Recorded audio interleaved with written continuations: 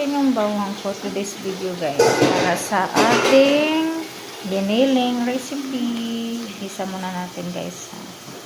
Tapos isunod ko yung carrots guys. Carrots. Tapos yung giniling na. Giniling. Tapos ito guys. Giniling na. Nilagay natin. Ada lu shopping sa ano sa Lazada.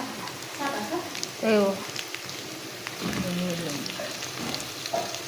Tapos ano siya guys. Inimix natin. Tapos ayan na guys. Continuous. Inimix natin siya. Inimix ito guys. Lagyan ko pa yan ng carrots. At saka ano pagkatapos ito.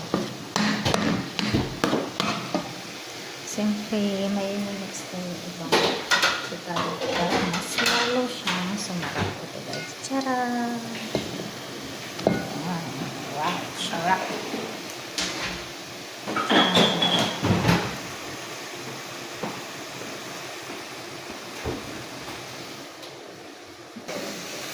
Lagyan natin ng black pepper.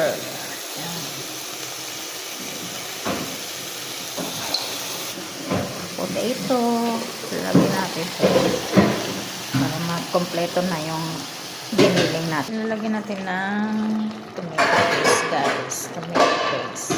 Ayan. Nalagyan ko na siya ng tomato paste. I-mix na natin.